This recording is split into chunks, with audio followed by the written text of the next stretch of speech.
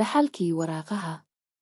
Bartamaha magaalo aadka u mashquulka badan oo aan nolol maalmeed ka joogsan, waxa ku yaalay dukaan yar oo buugaagta lagu iibiyo oo gidaarada dhexdeeda ku haya sir ay yaqaaniin in yar oo la doortay. Dukaankan waxaa maamuli jiray nin oday ah oo la odhan jiray Ilyas, kaas oo caado gaar ah u lahaa diyaarinta buugaagta si khaasa oo aanay indhahu u baran.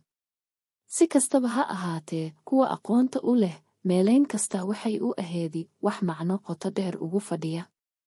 Maalin maalmaha ka mid ah, gabadh dhalinyaro ah oo lagu magacaabo Ayaan, oo ah akhrista jecel si ruuxiyana u xiisaysa akhrinta, ayaa ku turunturootay dukaankan ay buugaag ka buuxdo.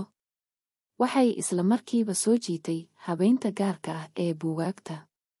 Intay dariiqyada sii maraysay ayay faraheeda raadraaceen lafdhabarta buugaagta, waxayna dareentay in xarfaha lafdhabarta qaarkood ay u muuqaal dheer yihiin kuwa kale. Iyadoo u xiise qabta ayay bilowday in ay warqadahaas ku qorto, wax yar kadibna waxa bilaabmay fariin. Fariinta ayaa u qornayd: raadi qalbiga sheekooyinka, waayo waxaa ku jira runta adduunka. Ayaan qalbigeeda farxad baa buuxisay. Markaasay u soo dhowaatay Ilyas oo waxay tustay fariintii ay ka soo saartay. Odaygii indhihiisu farxad baa gilgishay, waxa aanu u daaha ka qaaday in dukaanka buugta lagu iibiyo gabaad u yahay dadka fahaanka dheer ee aaminsan awoodda wax ka beddelka ee sheekooyinka. Buug walba si taxadir leh ayaa loo soo doortay oo loo dhigay si loo dhiirigeliyo helitaanka xaqiiqooyin qotada dheer leh iyo aragtiyo ujeedooyinka fog diiradda lagu saaro.